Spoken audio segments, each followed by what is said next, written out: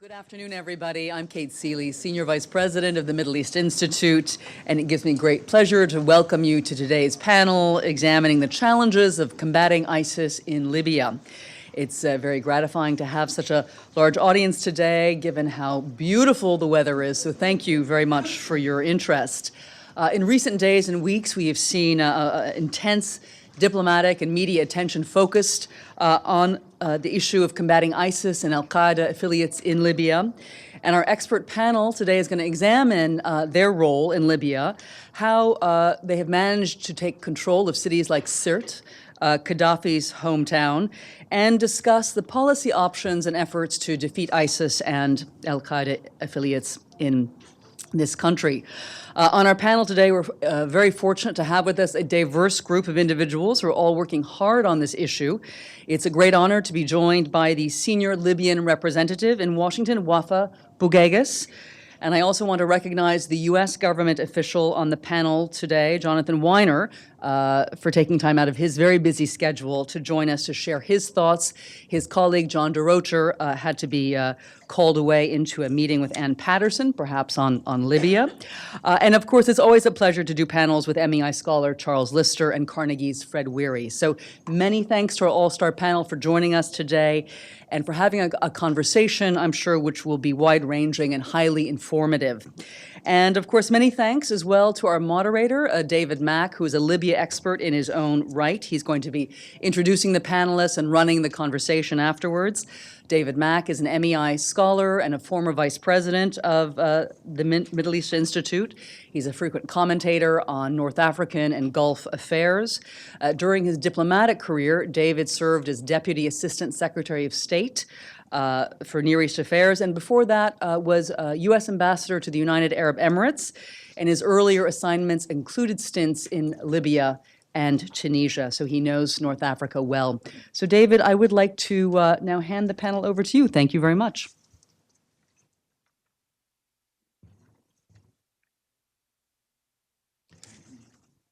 Well, there are so many things we can talk about regarding Libya, but this particular program is going to focus on what the so-called Islamic State is up to in Libya.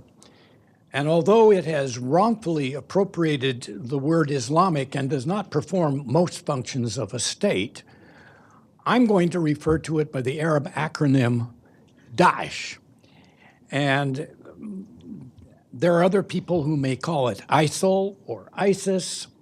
I won't contradict the President of the United States, who insists on calling it ISIL, but Daesh works for me, and that's what I will call it. Now, Charles Lister is an expert on Daesh and in general on terrorism phenomena represented by groups like al-Qaeda as well as Daesh, and he's also very knowledgeable about other sub-state armed groups that often practice terrorism without coverage very often in the U.S. media.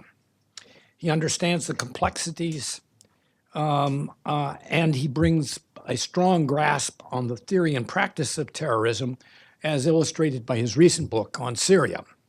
There are full biographies, I believe, in the sheet that you received. He brings that particular perspective to this panel, and the other panelists have other perspectives which will be useful in forming a composite view of the problem. Fred Wehrey has wide expertise in political military affairs.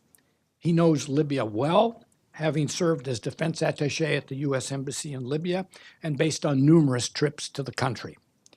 He understands the complexities of Libyan armed groups and the foreign military establishments that might be involved at some point in interacting with the Libyan government.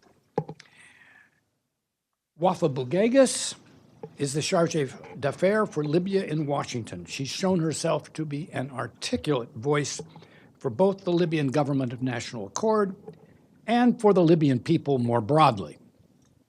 She's a fervent Libyan patriot.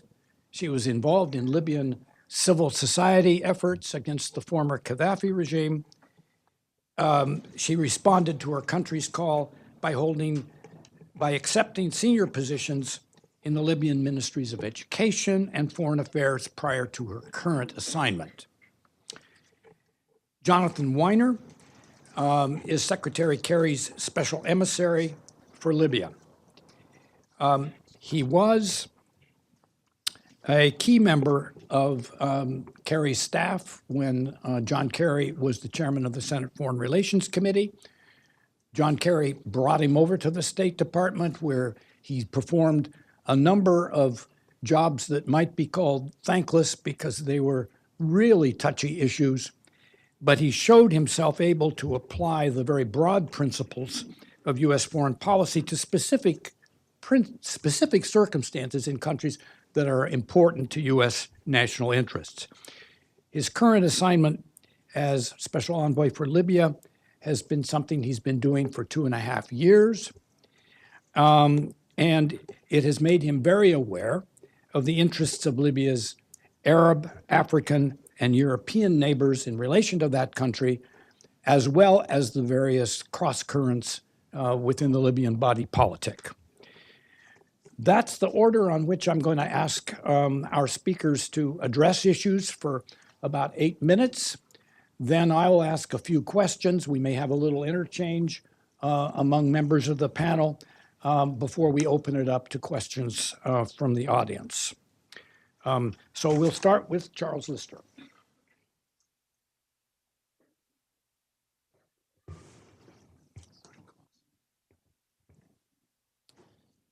Good afternoon, everyone. David, thank you very much for the kind introduction. Seeing as we only have roughly 8 minutes, I'm going to fly straight into my discussion points. I'm not a Libya expert per se, so I'm going to aim to present more of a big picture look at how ISIS is operating in Libya, how it has got there, and what it represents as of today.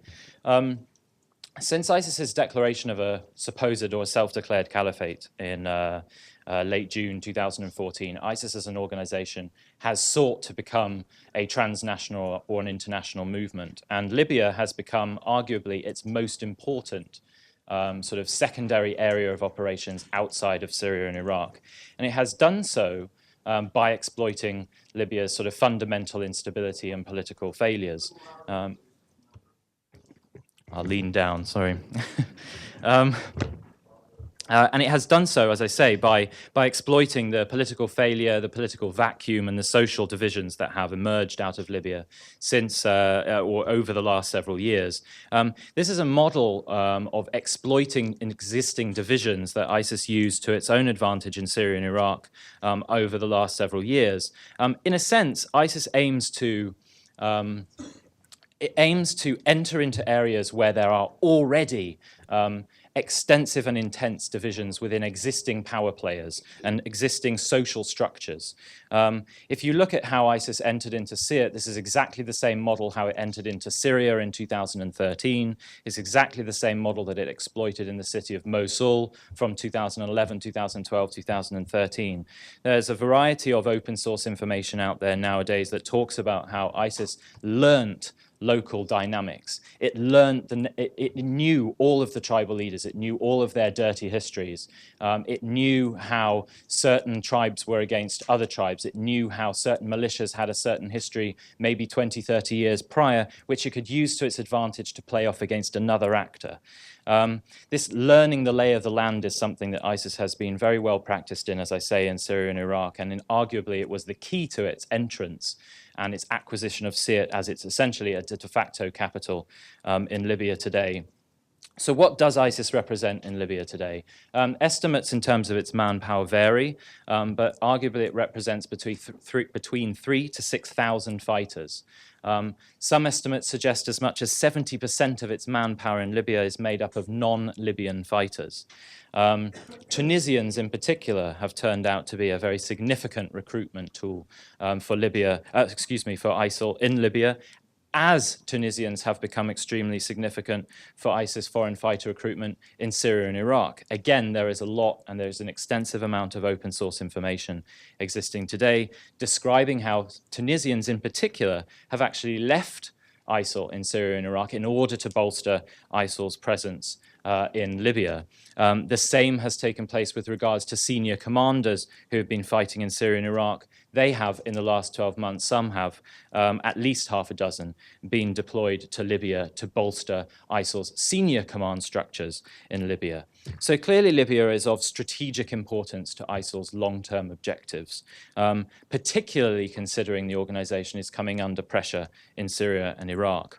So 3,000 to 6,000 fighters. ISIL controls roughly 200 kilometers of territory along the central band of coastline in Libya, with Sirte in the middle.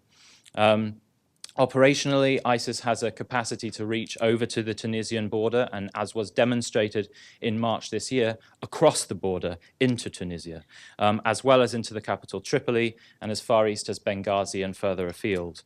ISIL is currently led by a Saudi, Abdelkader al-Najdi, in Libya, having previously been led by a very senior ISIL leader, Abu Nabil al-Ambari, who came from Iraq to bolster ISIL's leadership in Libya.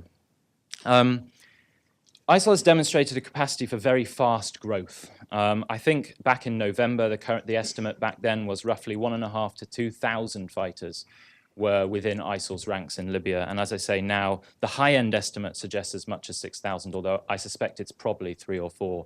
But that's at least a doubling of manpower under its command in the last 6 to 7 months. It operates multiple training camps across the country, including training camps for children. Those are known as Caliphate Cubs camps. Clearly, it's trying to be in Libya for the long haul. Sirte, as I said, is its de facto capital in Libya. It began as an organization infiltrating Sirte back in November 2014, exploiting those kinds of pre-existing social divisions, tribal divisions, political divisions, militia divisions to its own advantage. Sirte in particular, and I'm sure my esteemed actual Libya expert panelists will be able to talk about this perhaps in more detail than I, but in particular, Sirte was, of course, Muammar Gaddafi's hometown. It was well known to have been an area where some Gaddafi loyalists had gone back to after the fall of the Gaddafi regime. But it was also a town that was essentially under the control of Misratan militias prior to ISIL's entry into the town. ISIL used the fact that there were individuals that other militias accused of being loyal or still loyal to Gaddafi's former cause to its own advantage, and it's many of those individuals who now fight under ISIL's ranks in Libya. You can perhaps use a similar analogy, although it's somewhat more complicated, to talk about how ISIL has exploited Ba'athist and former Saddam-era officials in Iraq to bolster its own ranks in Iraq. So those pre-existing divisions, those pre-existing tensions, especially on a political level, it has used to its own advantage. I'll fast forward. I've already had a time warning over a little bit of the detail in terms of governance in Sirte, which suffice to say is extremely harsh. As soon as ISIL took over Sirte, it imposed what it calls a city charter. This is something it did in Raqqa in Syria. This is something it did in Mosul in Iraq. It basically lays out a full law and order approach to how civilians are expected to behave in Sirte as a whole. Women are subject to as many as 7 behavioral and dress code regulations. Men have similar regulations with regards to the length of their trousers. There are 3 prisons were basically established, 3 central prisons, depending on the magnitude of your alleged crimes. A Hisba police, or a behavioral police, was established, which patrols the streets on a day-to-day basis. Internet is now restricted only to internet cafes run by ISIS. So the acquisition of outside information is particularly restricted unless one is able to travel outside of the city or outside of ISIL areas of control. There is little evidence so far to suggest that ISIS is making significant amounts of money from oil in Libya, but it certainly is taxing civilians in Sirte and elsewhere at significant levels. All of this basically underlines exactly the same model ISIS has used in Syria and Iraq, to control through fear populations under its influence.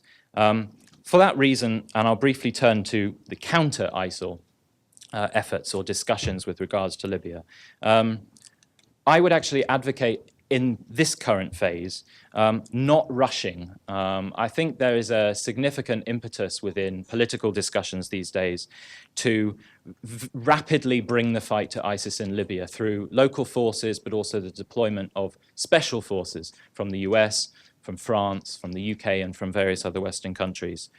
ISIL will exploit this unless that force structure that is used in terms of local fighters are sufficiently vetted, trained, equipped, and ready, and under a single command. And I don't think we're anywhere near that position as of now. And in that sense, I would advocate a let them rot strategy in the meantime. In a sense, accept the fact that people aren't necessarily happy under ISIL control. I'm sure there are areas where people are willing to be under ISIL control in the meantime, considering the broader state of chaos. But over time, resentment will continue to grow. This is something we've seen in Syria. This is something we've seen in Iraq. And certainly tribes in places like the Egyptian Sinai are showing similar tendencies. Time should be spent now on, as I'm sure, as I say, my fellow speakers will talk about, better uniting the political structure in Libya after the December 2015 agreement. And most importantly, perhaps of all, uniting the two West and East armed structures, respectively, under the current government that was agreed in December 2015, and under the command of General Hiftar in Benghazi in the East. Unless those two forces unite, I can say with pretty significant certainty, ISIL will exploit those two divisions. Or certainly it will try to, and it will devote significant resources to doing so. In terms of the influx of weaponry, there is currently a UN embargo on the provision of weaponry to militia forces in Libya. It hasn't done an awful lot of good. Various state actors have been sending in weaponry. Stop, okay. Various outside state actors have been sending in weaponry to Libya throughout that UN arms embargo. There's now a discussion, Secretary Kerry spoke last week in Vienna about finding a way out of that UN's arms embargo in order to send weaponry to vetted, acquired armed forces on the ground. Again, I would urge caution. Until there is a unified armed structure, until the forces have been sufficiently vetted, have been sufficiently trained, and sufficiently linked up with, preferably, external US, French, British special operations forces, I would hesitate to send in large influxes of weaponry. As a Syria expert, I can certainly say we've learned many lessons from 2011 and 2012 from Syria that should be learned in a place like Libya today. I'm sure there's plenty more we can discuss in the Q&A, but hopefully I've made some sense while rushing through my notes. Well, thank you so much, and thanks to the Middle East Institute for the invitation. And wow, what an introduction, or more than an introduction. Hopefully, I'll find something new to say, but probably just underscore a lot of the points that were made, and sort of illustrate them from some recent trips that I've made to Libya in the West this year, and then last year in the East.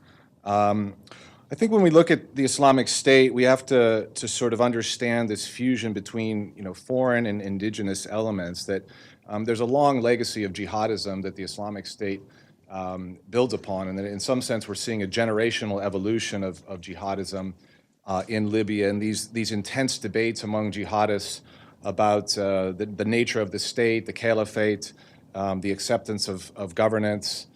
These are all being played out over the last 2 or 3 years, and the Islamic State, I think, represents the ascendancy of one particular strain, but that's not to say there are other strains of jihadism still pushing back against it. So again, these generations of jihadism, you probably know them, the 1980s, the Muqatila, the post-2001, 2003 generation, and then the post-2011 generation, a younger generation, that was radicalized partly by the Syria war, by going to participate in the Syria jihad. There are obviously key nodes for jihadism, historic nodes for jihadism in Libya that the Islamic State unsurprisingly has tapped into: Derna, Benghazi, Sabrata. And I would argue also that when it arrived in Libya, it found an infrastructure already in place that had been sort of set up by Ansar al-Sharia. And so much of the Islamic State's development has been sort of the flipping or the co-opting of that infrastructure in various places. So what were the catalysts? I think obviously the Syria war was huge. I mean, many Libyans went to Syria after 2011 Some of them not necessarily jihadists. They wanted to just volunteer and fight. Some jihadists, but not Islamic State. Obviously, with the ascendancy of the Islamic State in Syria, some of them defected over to that group. Others came back and then defected to the Islamic State later on. But it was this nucleus of Islamic State Libyan fighters who came back to Libya that I think implanted the organization, first in Derna, announcing it in the fall of 2014. Simultaneously, you had the weakening of the old al-Qaeda affiliated groups like Ansar al-Sharia. And part of that, and this is really my next point for the catalyst, was the political division of Libya into the Dignity Dawn camp that was absolutely fundamental in giving the space for the Islamic State to insert itself, that these factions were so busy fighting each other. They were in some cases cynically using the Islamic State to demonize their opponents, accusing each other of supporting the Islamic State. Meanwhile, the Islamic State is growing. In tandem, you had the Islamic State investing in Libya through emissaries, through advisors. We heard about the leadership of that. Technical advisors, Sharia courts. Many of these are foreign. You also had the foreign fighter influx. The Islamic State made a concerted effort to redirect foreign fighters, first in North Africa, but then in general. Don't come to Syria and Iraq, come to Libya. And many of these fighters are the most hardened, the most vicious fighters. When I was in Benghazi with the Libyan army forces there, they said to me that the snipers, the suicide bombers were all foreign that they were facing, Tunisians mostly. And the same thing was said by the Misratans at their checkpoint that has just been retaken. I think when we look at countering the Islamic State, we have to really understand a case-by-case basis, that the Islamic State's roots in Derna are quite different than in Sabrata. And so that requires a tailor-made approach to each of these different areas, and especially Sirte. Derna, obviously, I think its reputation is well known. But again, the key thing there is that it ran up against this barrier of an older generation of al-Qaeda, of Muqatila, that pushed it out, also a tribal element. So the very factionalism, I think, that allows the Islamic State to insert itself into Libya is also a buffer. It also bounds how far the Islamic State can expand. In Benghazi, the Islamic State inserted itself into an Islamist militia insurgency. It flipped many of the Ansar al-Sharia and Libya's Shield members. They defected over to the Islamic State. It enjoyed support from the social fabric of key Benghazi neighborhoods that were under assault by Operation Dignity, and it was bolstered by foreigners coming in from abroad, by boat. In Sirte, the main stronghold, again, here, this is where the original Ansar al-Sharia infrastructure proved so critical. The Ansar al-Sharia went into Sirte and really played a role in co-opting local tribes, in tribal mediation, in flipping some of the pro-Gaddafi tribes that were on the outs, that had faced Misratan discrimination. And indeed, that's what the Islamic State has really played upon, as Charles mentioned. This notion that, you're the losers in the new order, we can protect you. Now, I don't want to say that entire tribes have flipped. You can't say the Gaddafi have come over to ISIS. I mean, it's often very personalized choices, and it's often very, very localized. But some Sirte refugees told me, they had this saying, better the hell of the Islamic State than the paradise of Misrata. In other words, we would rather, tacitly support this draconian group than be subjugated by this town nearby that treated us so poorly after the revolution. Beni Walid, it seems to be a fruitful area next. The Islamic State appears to be moving south of Misrata toward Tripoli, and again, capitalizing on Beni Walid's exclusion and marginalization. In Sabrata, the dynamics there, I think, are more financial. There's smuggling networks. There's families that have had a long time affiliation with jihadism and smuggling. And there's a large foreign component there. I mean, most of it's Tunisians, and so this sort of guest house and training site for foreign volunteers. What's their strategy right now? I would argue it's one of consolidation and disruption, to consolidate their hold on Sirte, to cut off oil revenues and disrupt the formation of the new state. We saw this in attacks on police training. To peel away the losers of the new order. What are the tribes? What are this disgruntled youth that we can peel away? And to shift westward from Sirte through Beni Walid toward Tripoli. Now, the key challenges, I guess I've got 1 minute. I think Charles outlined them very well, is the question of partnership. Who does the West ally with? The country is divided. There's no central chain of command, military chain of command.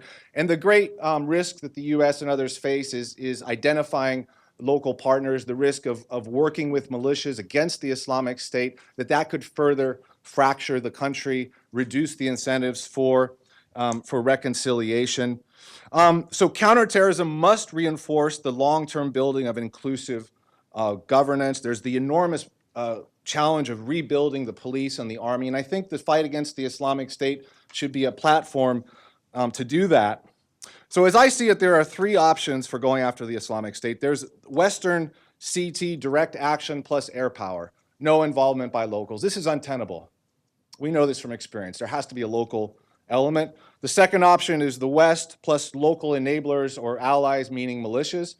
And this is obviously fraught with risks in terms of what comes next. When you liberate CERT, what kind of governance replaces this? And the third option is obviously the most desirable, but the one with the longest time horizon, and that is the West supporting a Libyan-led government of national accord effort through a unified military, through a national effort that tackles this menace. And I'll leave it to the next speakers to discuss those dynamics. Thanks. Special thanks to the Middle East Institute for hosting this panel discussion on a very important topic to my country and to the region. Libya is at a dangerous turning point. And I'm gonna, after we heard the analysis of Daesh from the experts, I'm gonna be talking on a different aspect. I'm gonna talk about what we think is a different perspective on defeating ISIS in Libya, sustainable defeat. Libya today is in deep economic crisis with severe cash shortage and in a desperate need of a humanitarian aid and threatened by Islamic State. The chaos in Libya threatens the region and neighboring countries. The chaos originally is the result of domestic complicated political and economical dynamics that resulted in divisions and confrontations between different armed groups across the country. Military intervention or military technical assistance alone will not be enough to defeat ISIS, and I'll elaborate on that, and this is the perspective. Libyans will defeat terrorism only through addressing domestic drivers of instability. The US, the international community, should focus on helping Libya on pillars of stabilization, such as the economy, reconciliation between armed groups, and decentralization of powers.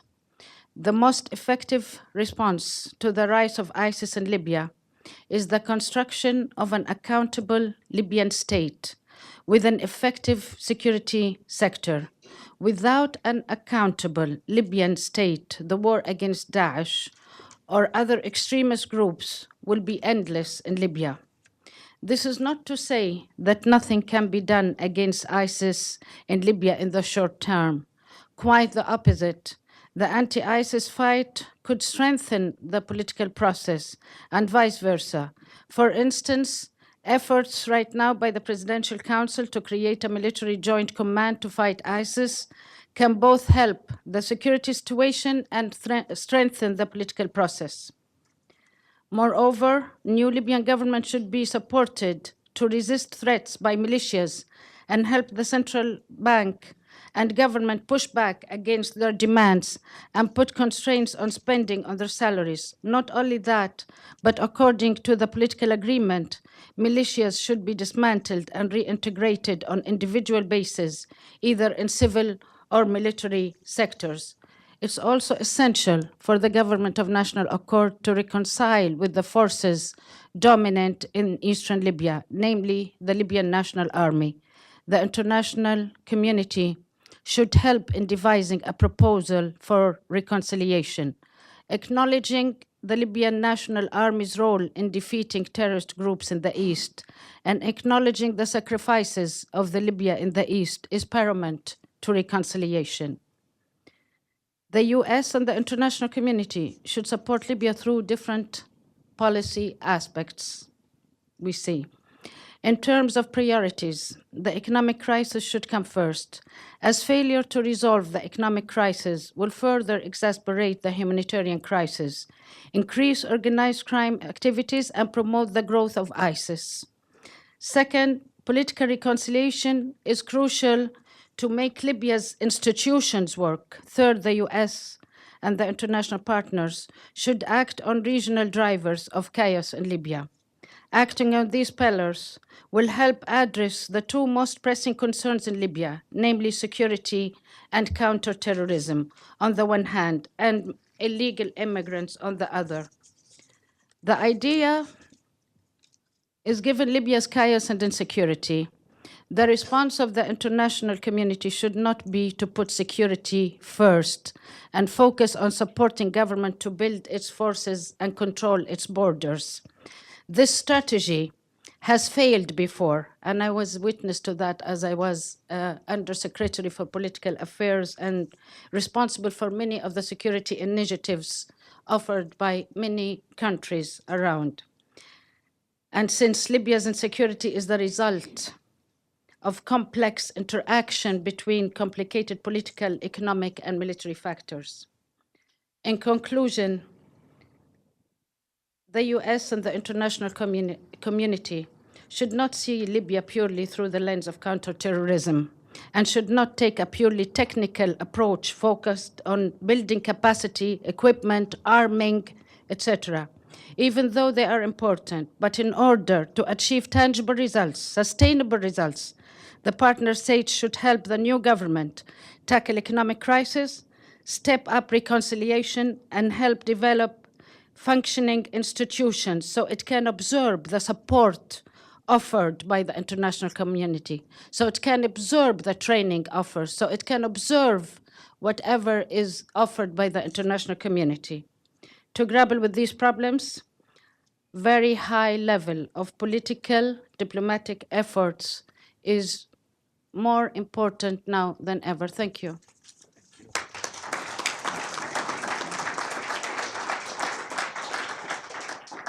Hi, I'm Jonathan Weiner, the United States Special Envoy for Libya. First of all, there's been an enormous amount of wisdom already expressed. Generally speaking, I agree with pretty much everything, not every word, but close to it, of what's been discussed so far. We ought not to be too abstract about what we're facing. In the last 72 hours, we saw Misratan forces fighting Daesh to try and regain critical territory between Misrata and Sirte. They grabbed back some critical territory at key pathways, which lead to Tripoli and lead to the south and lead to the east. In return, Daesh equipped a big bus with a vehicle, improvised explosive device, and killed what's been reported as 36 Libyan soldiers, though it was probably more, and there were some 100 people seriously injured who they're trying to now keep alive.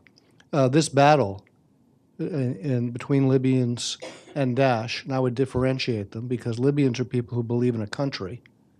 Daesh believes in itself, to the extent that it believes in anything. And it offers a fantasy, an ugly and predatory fantasy vision of gold, glory, God, girls, and guns, which can be attractive to immature men in their teens and 20s, but offer nothing to anybody else for the long run. So this battle's being fought right now. I had written down prior to Wafa saying a word that chaos is the enemy. Daesh is an enemy and a big enemy, but chaos is the enemy, and she kept using that word because Daesh feeds on chaos. So if you want to defeat Daesh in Libya, you have to address the factors, as Wafa did in her presentation, that have fed chaos in Libya. And that's where our policy has to be based on at its core. Our broad strategic interest in Libya is to therefore support a unified Libya, not one that gets divided up into parts, with an accountable government, not people self-proclaiming, I control the resources, you got to talk to me if you want anything, because it's me, because I do. That was kind of the way Gaddafi ruled on behalf of the people for 42 years. It didn't work then, and it doesn't work with would-be mini Gaddafis who want to control particular portions of the country and don't care about the whole. The U.S. strategy to counter Daesh is therefore rooted in the recognition that prolonged political discord in the country has allowed violent extremist groups to proliferate. And not just Daesh. You've had al-Qaeda in the Maghreb, you've got 2 different Ansar al-Sharia groups, and you've got some other groups.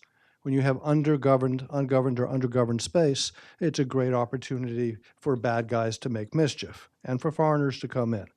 Luckily, Libyans don't tend to like foreigners telling them what to do of any kind, whether it's Americans or Brits or French or people from Iraq and Syria. So they develop antibodies right quick to foreigners telling them what to do, and that's one of the reasons why I'm betting on Libya and Libyans to win, not Daesh, whatever its temporary strengths may be. So our approach to counterterrorism is therefore tied very closely to our efforts to support the government of national accord. We think Libyans must be able and need a stable government to close the political and security vacuum, and that is a precondition to effectively combating Daesh and other bad guy groups for the long run. So is it security first or economy first? Well, it's hard to get people to invest in a country when security is a disaster and internationals can't be present. If Washington, D.C. had no internationals present, we would be a much poorer place. If the United States had every foreigner leave, our economy would be in absolute shambles. And we're the United States, big global economic superpower. So having everybody leave Libya has been bad for Libya in terms of foreigners. You've got to get enough security back in that you can get participants in Libya's economy. Now, one of the key things that I learned in talking to people at the IMF about Libya, I said, what reforms can they put in place with a public financial management and good governance and eliminating corruption and getting rid of duplicative salaries and so on and so forth that would make the difference? And he said, there isn't anything you can do in all that territory if you were completely successful if Libya isn't pumping oil, because oil is responsible for 90+% of government revenues. It's not quite 100, but it's pretty close. And right now they're pumping, 150,000 barrels a day, 1/10, at a time that a price of oil is 1/4 of what it used to be. 3 minutes. We're not going to be able to get through all 4 sections. We're in section 1. So 1/10 at a time the price of oil is 1/4 what it used to be. Doesn't work. They're going to eat up all Libya's seed corn. There's not going to be any seed corn left, and then you have real chaos.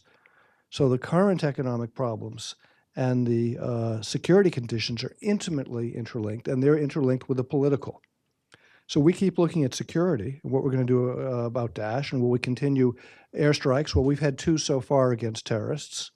If you have 1, you can have 2. If you have 2, you can have 3.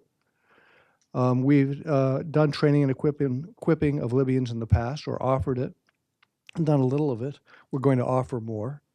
We secured a successful ministerial communique agreement in Vienna earlier this week. I just came back from there. 22 countries, including every country in the region, all of Libya's neighbors, all of Libya's Mediterranean neighbors, all agreeing on the same things: integrated, unified government of national accord, exemption from the arms embargo to let that government of national accord take on terrorists, which we support and will probably participate in if the Libyans ask us, and moving ahead to try and build successful national structures.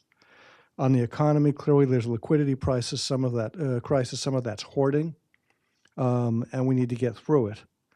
We have to give Libyans hope that there's a future through government and governance. We have to get the next generations of Libyans playing a profoundly significant role in a future Libya, because they have many fewer of the bad habits people developed under Gaddafi.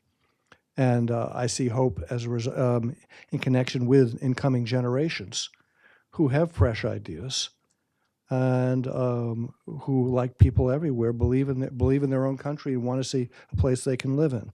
So U.S. policy is founded on the political premise of one government, not multiple governments, compromise, sharing, one political process, not multiple negotiations in multiple places, regional states, anyone who's had clients and proxies, aligning on behalf of a unified government rather than fighting ideological or regional or sectarian battles, and resources being shared on a national level. So whether you're east, west, south, or anything else, you have a stake in the government.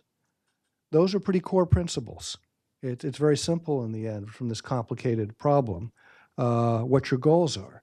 And if you stick with those principles, you may even be able to begin to make some progress, which I think we are starting to see as the GNA begins to take hold. Thank you.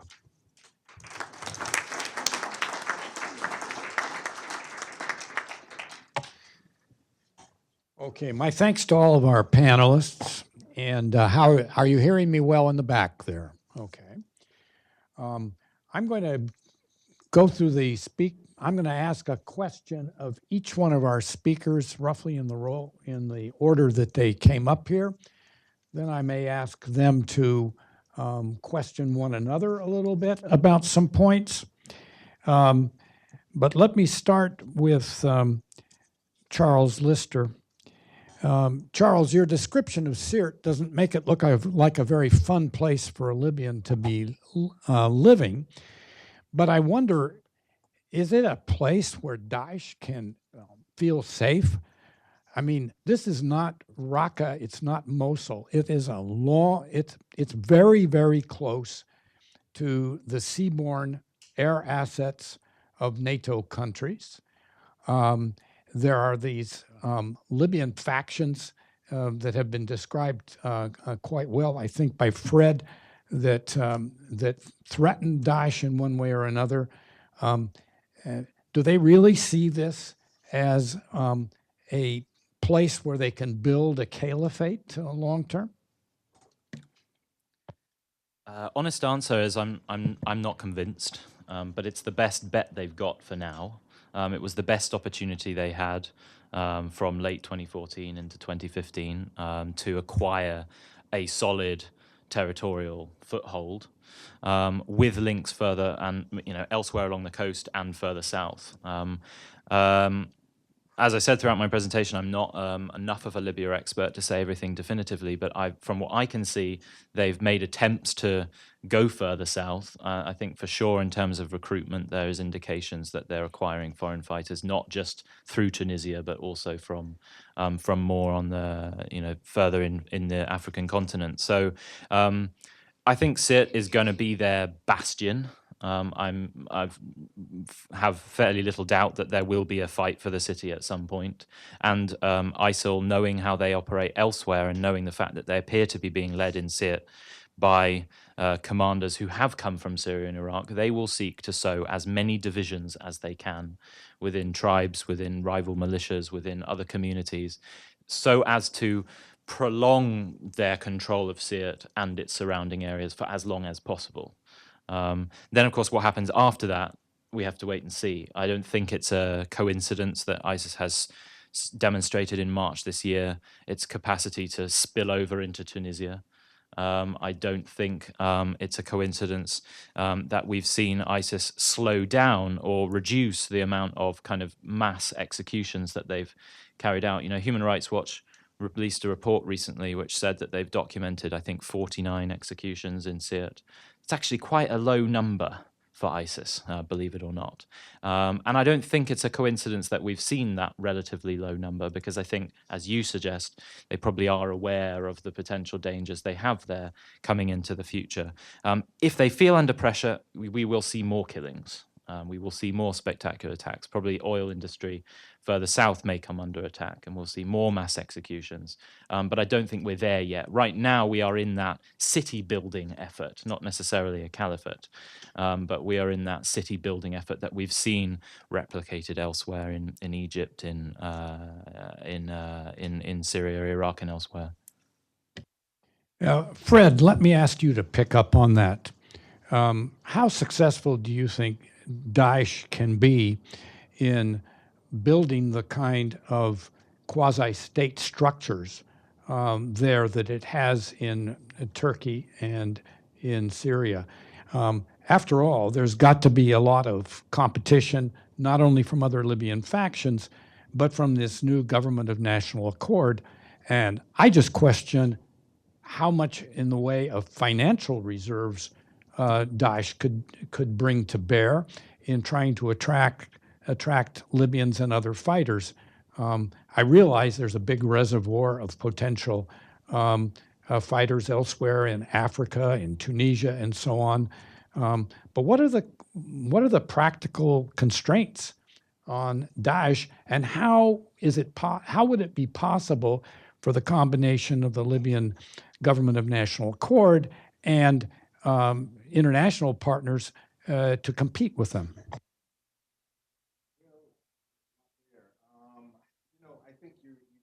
Sorry, you've answered it. I mean, they're not able to really replicate the sort of state building functions that they have elsewhere because they lack, revenue streams. They're not able to tap into vast swaths of sectarian disenchantment. There's sort of these isolated pockets where they've implanted themselves. But as I mentioned, I mean, they've been pushed out of Derna. It's sort of very, episodic. So I do think, as I mentioned, this sort of atomization of Libya that has allowed them to come in is also a buffer in the sense that they run up against rival militias, against rival towns wherever they go. But again, I think it's the lack of will and capacity of these factions that have allowed them to grow. So they're still capable of great disruption. They should not be taken lightly. They can plot attacks abroad. They are, as Jonathan mentioned, the attack on Misrata was really a preemptive. I mean, I think they saw something coming, and it's been quite violent, and a lot of people have, lost their lives. The question about what can the GNA do? I mean, again, this goes to the question of inclusive governance as the antidote. I mean, the security solution will only get you so far. Something has to come after ISIS. It has to be inclusive. There has to be the return of displaced. There has to be rule of law. I mean, we don't want to just substitute one extremist threat for another. And so there are reasons that extremism has flourished in these particular locales. So again, I think it's absolutely critical that we proceed, cautiously and methodically. Well, that said, Fred, if things continue to stagnate in terms of reestablishing stability in Libya, and if, as the weather improves in the Mediterranean, we have another wave of people coming across the Mediterranean toward Europe, desperate refugees, with all the potential for terrorists coming along with them, which countries would be most critical to Western military efforts to bolster the Libyan government in dealing with these kind of security problems? Which countries feel most threatened, and which countries are likely to come forward with some kind of military assets if things deteriorated to that extent? Well, again, I think you've sort of answered it. I mean, the European countries that are affected, they have announced their willingness. I mean, the Italians have been, I think, crucial to this. They've somewhat backed off from participating in a stabilization force, but I do believe they've committed to training. The British and the French reportedly have their forces already on the ground, and I think they would be critical to lending expertise now. So again, I think there's a huge will among the European powers, and it's a matter, I think, of coordinating those efforts, and especially on the soft fight. I mean, this is really crucial so that the soft interactions are not working at cross purposes, and then just making sure that countries that have certain capabilities to contribute. I mean, like the Italians have a very strong sort of constabulary police training mission that I think could be very beneficial to what Libya needs. The U.S. has certain capabilities, but we really, while I'm on it, we really need to learn the lessons of our past training failures that were alluded to, where we did the training before there was anything to absorb the trainees. I mean, there was no unified government, there was no bureaucracy. So you train a bunch of soldiers, but then what do they come back to? They become militias. And also making sure you train a military that is representative of all of Libya's factions, that you're not just training one particular town or tribe. So Yeah, but surely you're not suggesting that we just dump some military equipment in there on this nascent armed forces of the new unified Libyan government and expect them to be able to use it without significant training measures? did I say that or what? No, but that's my question. How much training is going to be required for the forces loyal to the new Libyan government for them to absorb military Well, I equipment mean, I'm sales? not, you might ask the U.S. representative. Look, I mean, we know from past experiences, how long does it take to create a military from a fractured country? I mean, it took us, how well did we do in Iraq? When you train a counterterrorism force, there are certain, again, it goes to this question of, it's not simply a technical capacity. You can train them to certain technical standards, but you've got to have, political unity. And so, I mean, it's a long horizon. I think we're looking at a very long time. We've got this immediate ISIS threat, but again, we need to be looking at the long game in terms of how do we rebuild the military. It's going to take a long time. So. Okay, let me follow up on that with you, Wafa. The governments that were represented in Vienna have indicated support for lifting the arms embargo on sales of military equipment to the government. Assuming that gets through the UN Security Council, and my understanding is it will take a UN Security Council vote. Don't know what Russia might do at this stage, but assuming that there is a UN Security Council resolution, is your government also going to request specific assistance in terms of training its forces? And how would that be organized and where? Would it be on Libyan territory? Would it be in Tunisia or Egypt? I don't quite understand how you form up the armed forces for the new Libyan government starting from where you are now. Thanks. It's not an easy question. Let me tell you something. Let me go back to an initiative that was done by a couple of countries, among them the US and few European countries, where they had proposed to train some Libyan soldiers. It was after the G8 summit 2013. They made a proposal to, it was the general purpose force, and the idea was to create a nucleus of a national army. The idea was to train them abroad. We failed big time because the vetting was inappropriate. The young people were taken to different countries. And certainly there was one critical thing where you have different schools of military, and that was amazing, because how can you train a military by 6, 7 schools and you expect the soldiers to come back? But anyways, it failed because the vetting failed, and the reason was we did not have a proper, strong institution for vetting. The government was creating committees to vet, to I don't know what, parallel institutions to the existing weak, fragile defense ministry. Right now, let me tell you, we have a nucleus of an army. We have a lot of military professionals all over the country, south, west, and east.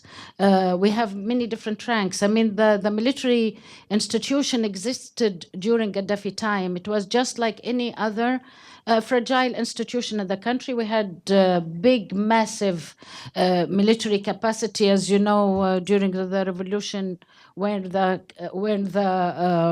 camps were opened and everything. I think the country had a huge, massive amount of arms. Those officials, those military ranks are available, they are there. The idea is to gather them, and I think this is what's starting to happen. I mean, I know the government of national accord is already working with these people in Tripoli. The same in the east. I mean, the Libyan National Army composes of these people regardless. I mean, sometimes, yes, they had recruited civilians, and yes, the war was tough, and yes, it's a street kind of fights. It's not traditional military fight. You have to realize that fighting terrorism is not a traditional classic military confrontation or something. Very complicated and very devastating, because it should depend on intelligence, on special forces, special operations, and not military by the means of heavy artillery and the stuff. To sum that up, I think we do have the nucleus of the army in Libya. We have a huge number of trained soldiers, young soldiers in many different towns in the West. Gaddafi had trained many, and now we are in a period where these people are technocrats. I mean, they have not, their hands are not looted with blood, and they should come back, and they're already there. And building on that, we should build on it. We should build their capacity further, and as far as you're saying with lifting the arms embargo, we have to be very careful here, because we just need to assess what we have already. We need to make sure that it's in the right hands, it's falling in the right hands. We need to solve the problem of the militias, and I spoke about that earlier. The government has to be supported to resist their pressures and their desire to continue. I mean, we don't want to go back in a circle and go back to square one, a country of militias, of militias, of militias.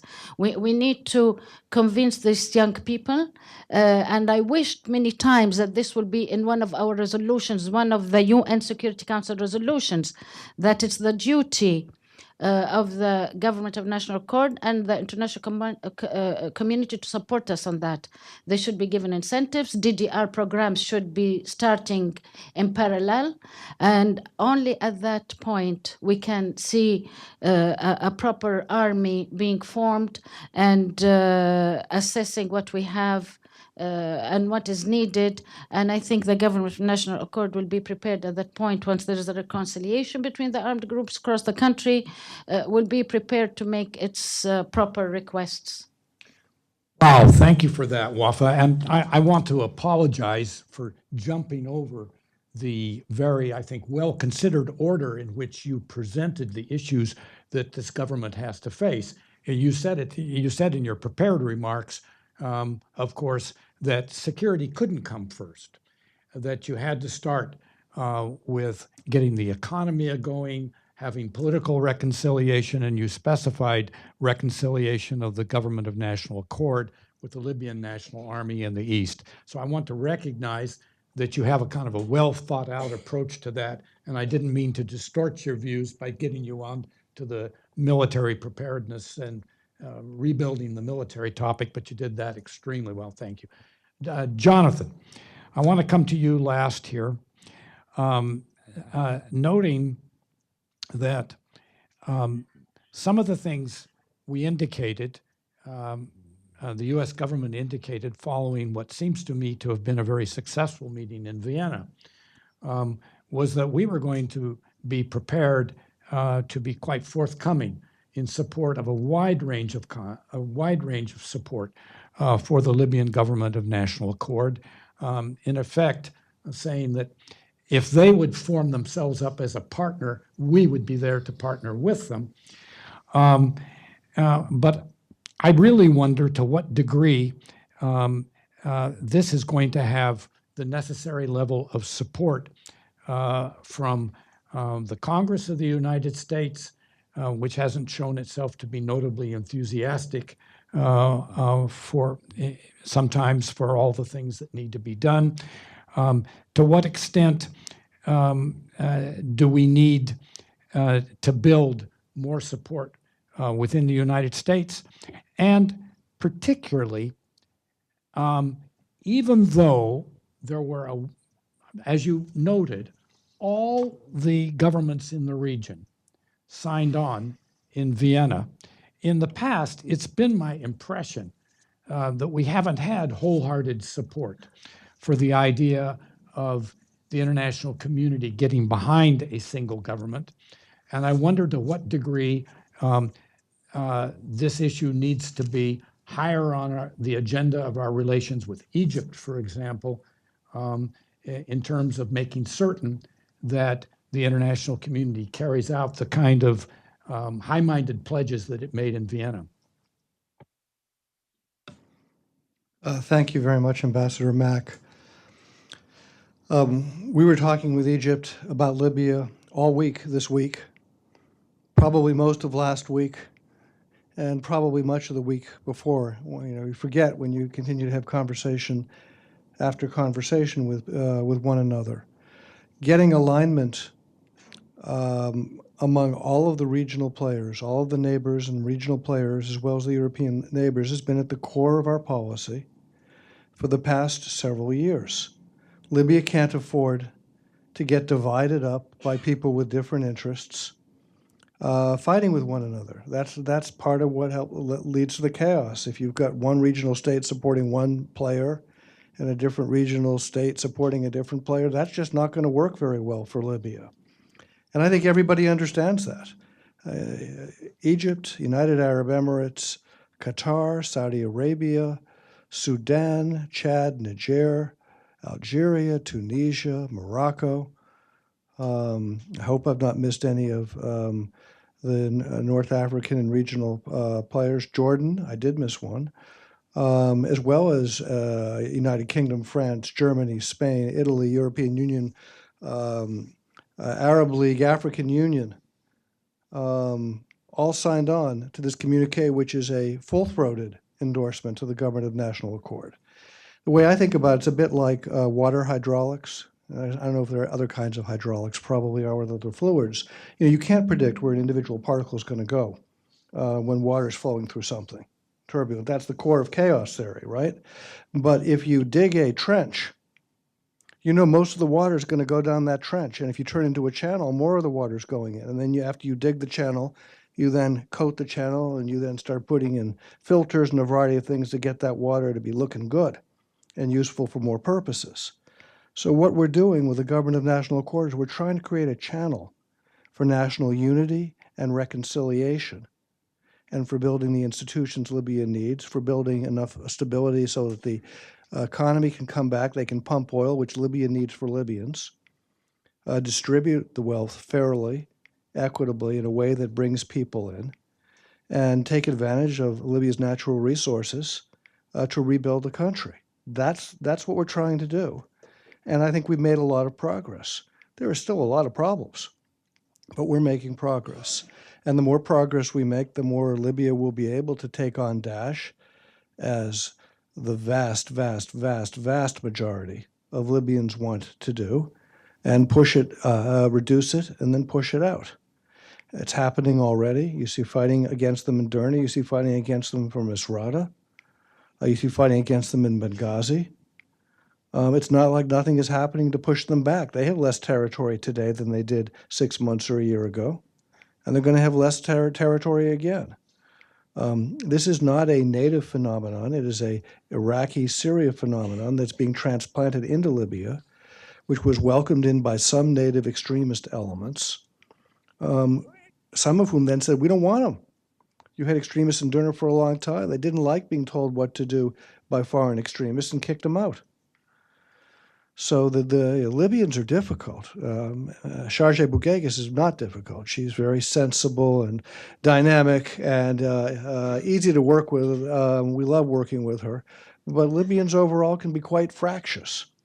So carving that channel in a way that's going to be good, that they're going to say this is good, is what we're trying to do, even if we can't predict where individual droplets are going to go.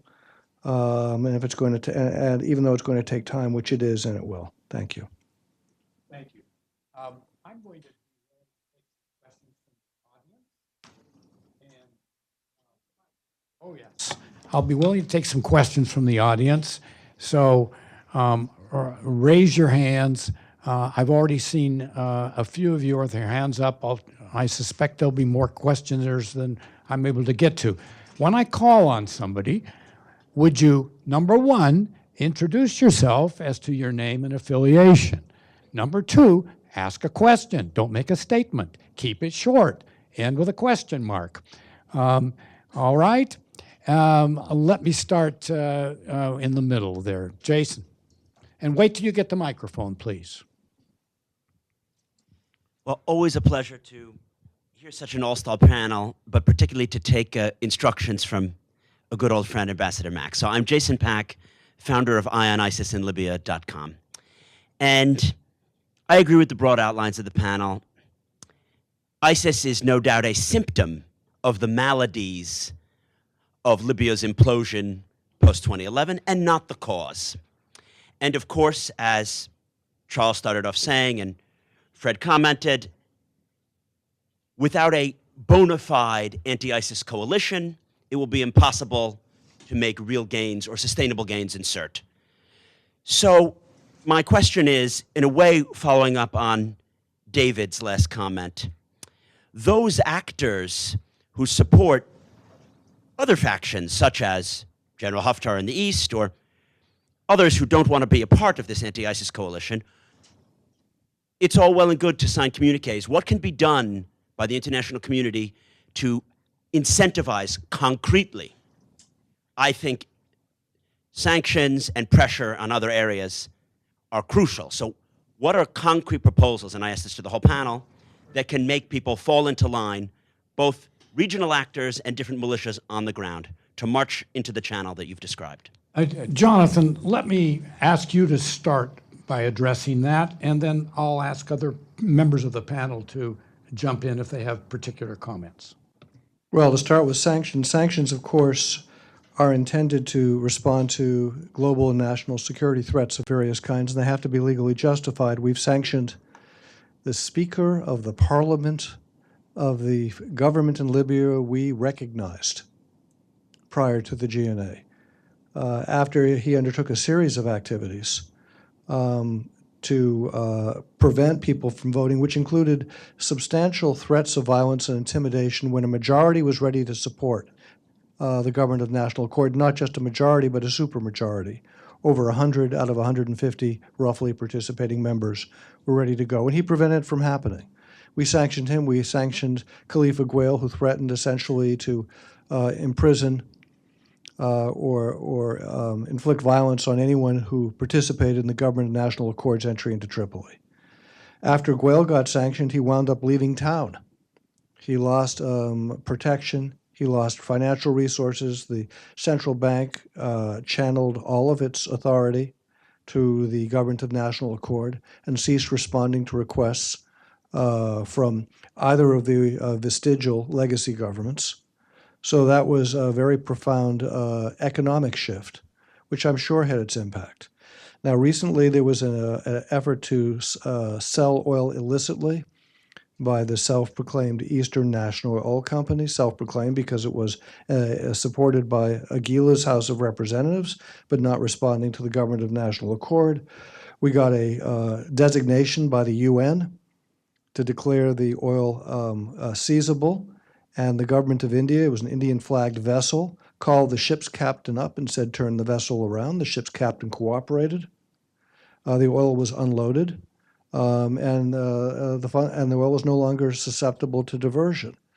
We were very grateful, collectively, all of us, to the Indian government for its willingness to help on something that's well outside the area of South Asia. Global responsibility.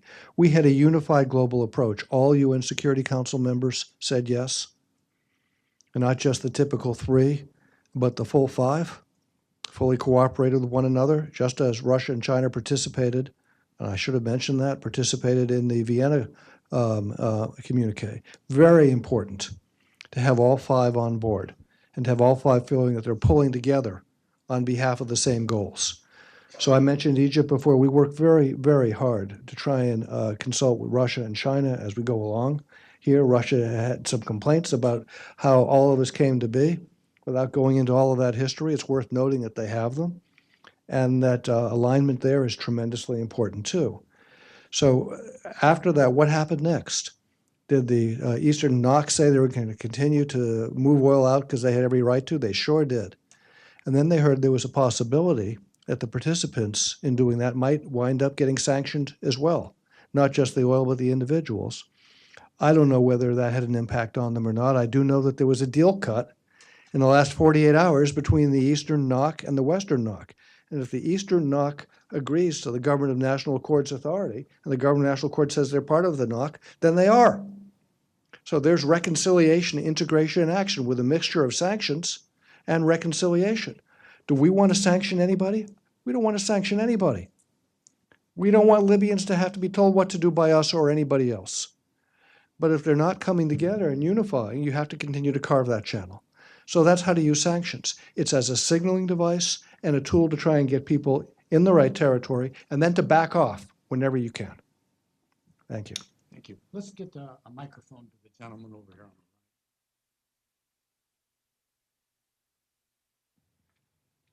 Daniel Serwer from Johns Hopkins SAIS.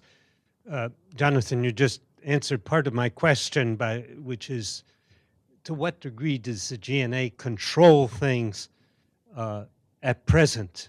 The oil company, the investment authority, the central bank, to what degree has any progress been made on unifying the parliaments?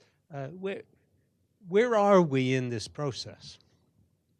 Oh, and I would add, to what degree is there a connection between the GNA and the local governments that still exist?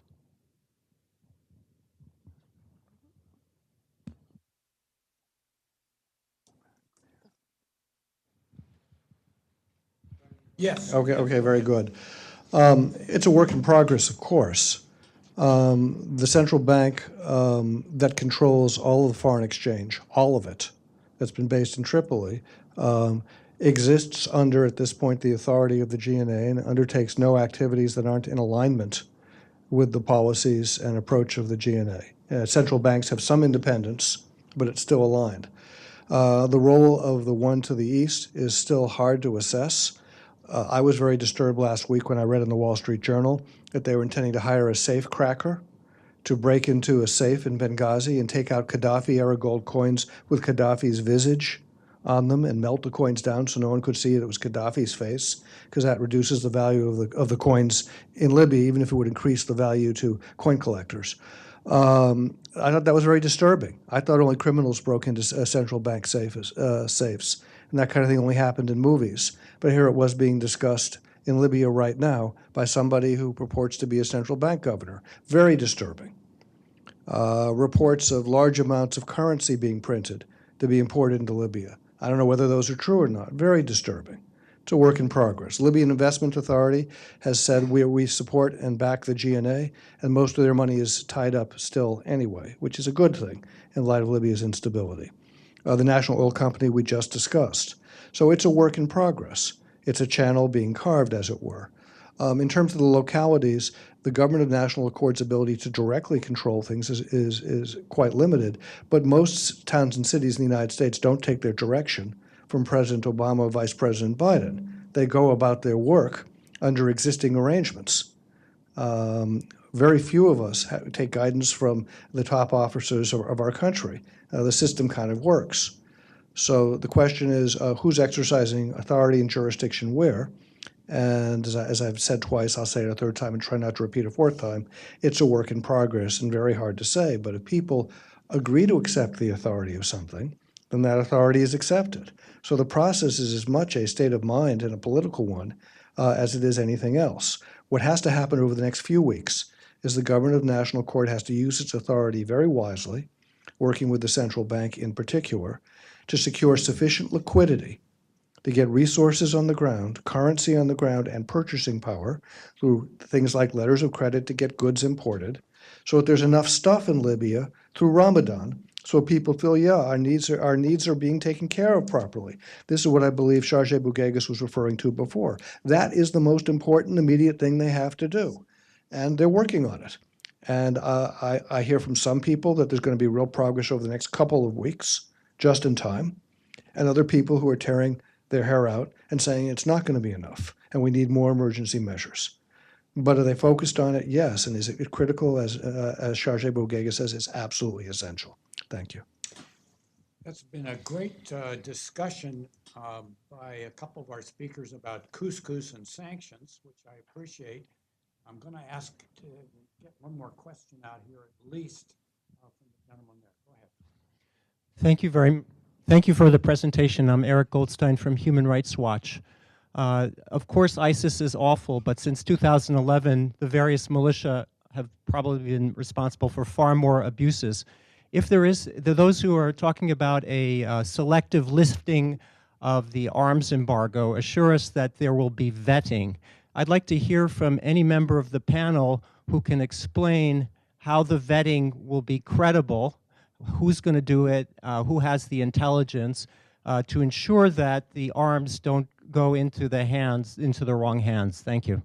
Well, Wafa Bugaighis was involved with civil society in Libya before, and I think she's in a great position to answer this question. Civil society. I will answer it maybe with my capacity also as I said, Undersecretary for Foreign Affairs before this post. Now, this is what I mentioned earlier. I said we should not rush, and it's not as simple as that, and we have to be cautious. And I reiterated that. I mean, the idea of lifting arms embargo and just importing arms right now, we need to assess what we have. We need to assess our legitimate, forces that are going to use that. We need to make sure that we have to make sure it's not going to fall in other hands. And I think my colleagues here also agree with me. And I heard Mr. Wehrey mention this. We should not rush into such an issue yet. We need to organize ourselves, and we need to know who's gonna take what, where is it gonna go.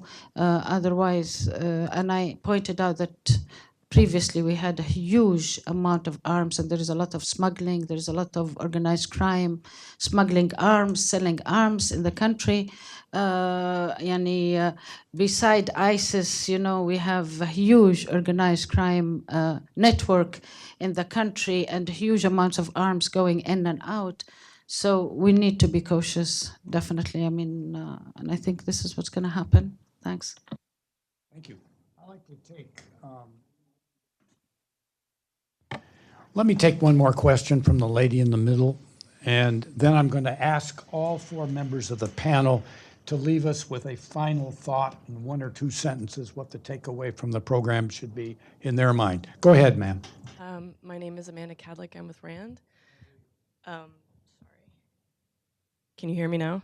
Is that good? Okay. My name is Amanda Cadlick. I'm with RAND. My question is about coordination among international actors, sort of carrying on from what Jason said about, communique is nice, but beyond that, there needs to be some sort of, concrete measure. How do you see coordination among U.S. allies like Italy, France, the UK? Because from what it seems is that each actor or each country has its own plan in place for what it's doing on the ground in terms of special forces operations and relationship building. So what is the degree of communication among those actors that you see? And are they communicating in terms of intelligence sharing? Do they have individual relationships that are different with different militias on the ground? And then from there, do you trust that the GNA is actually a body that will provide the kind of factual information that you're looking for in terms of which militias to trust and which militias to work with? Let me start with Fred in answering that question. Well, I'll take the last part of that. I mean, factual information. I mean, this is the real problem, is that, a lot of these militias are sort of auditioning, they're raising their hands saying, yeah, I'll fight ISIS, help me. And they figured out it's a great way to get, support, and this sort of question about, well, what does that really mean? And so is there a criteria for signing up? And, that goes also to the human rights vetting, which is tremendously problematic. In the past, I think when the Europeans and Turkey tried to train the general purpose force, the record-keeping system in Libya was quite sparse. So you didn't know who's a criminal. Some people talk to tribes, ask around the families, is this a good person or a bad person? I mean, it's all very hazy, and it's worrisome. I mean, some of the actors that are pushing back against the Islamic State right now are running their own prisons. I went into one of them in Tripoli where guys are being thrown in there who's ISIS, who's not. Okay, how do you know he's ISIS? And so the question of due process is really, really an issue. The issue of coordination among special forces, I don't know. I mean, I've seen the reports about what the French did in Benghazi, and so each actor has its own impulse and own, agendas, and I think it can be detrimental to national cohesion if it's not orchestrated. I guess that would be my point, that they have to be on the same sheet, because when you back faction A, it creates a certain ripple effect that could be damaging down the road, and so that just goes to my point that this has to be all on the same sheet, and we have to proceed with caution, and that would be my sort of closing point, if I can bring it in early, is first do no harm. Let's be very careful before we rush in. This is a society that is probably more resilient than we think. People I talk to, they want their lifestyle issues addressed. They want their economy, and so I think that has to be the first step. Okay, that's a good way for you to end, Fred, and I appreciate it. First, do no harm. Charles, how about you? Two things I'd probably want to mention. I think it's been said already that ISIS is not necessarily a Libyan phenomenon, and I think that's absolutely right. That would spark me to say what I always say when I'm talking about Syria is don't forget about the other one, which is Al-Qaeda. And I think Ansar al-Sharia in particular has had a foothold in Libya for much longer than ISIS has.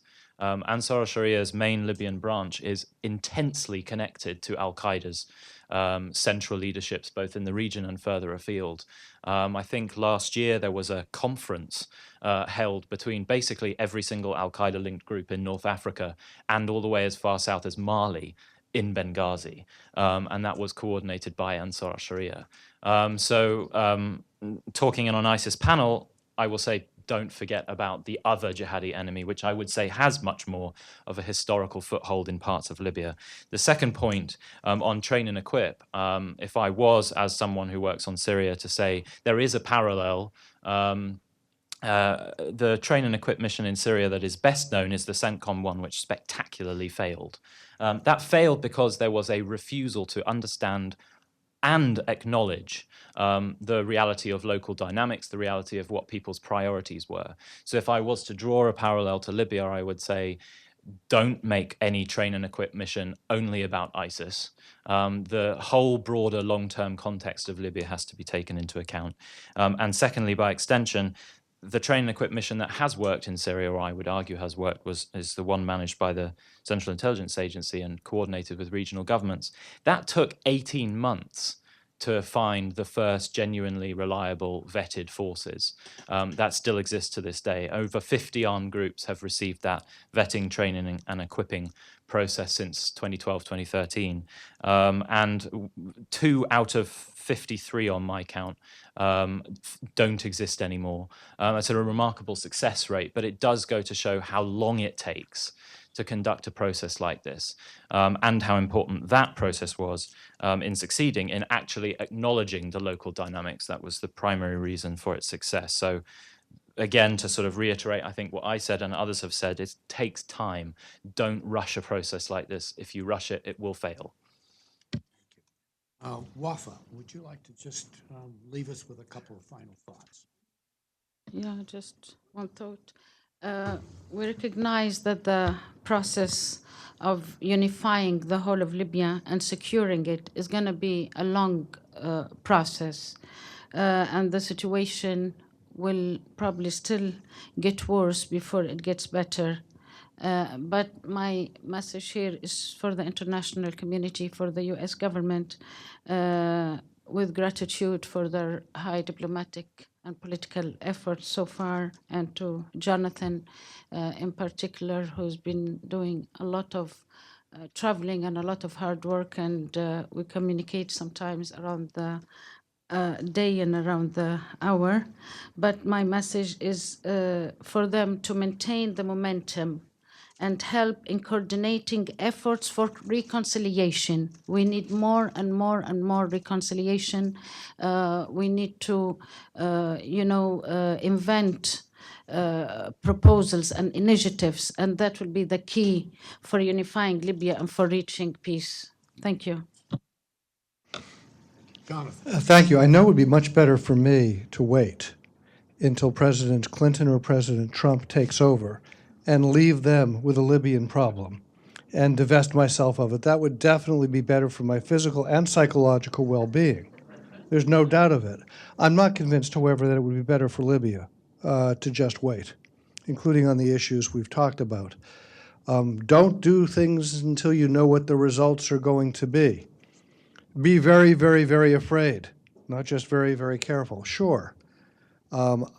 I love omelets. I need omelets. I hate breaking eggs. I won't let you break eggs. I don't like egg beaters. It's not a very satisfactory set of formulations. Daesh is killing people in Libya today. It's going to kill a lot more people before it's done, and will kill lots more than that and destroy the lives of lots more of that if you just let them be. Libyans will fight back against them, but they have been asking for, East and West and South, different types of help. Should the United States and other members of the international community, a phrase I hate, respond to them positively, or ignore them and say, no, we'll wait for President Clinton or President Trump. I said clump. That was not a Freudian slip. It was just a mispronunciation. We're faced with the policy choices that we're faced with. Don't underestimate, and this is my last point, the power of communiques. They set norms.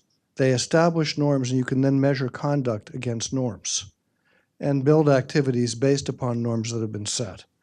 And underestimating the power of a communique is, I think, a mistake, particularly if people are determined to use it. Thank you.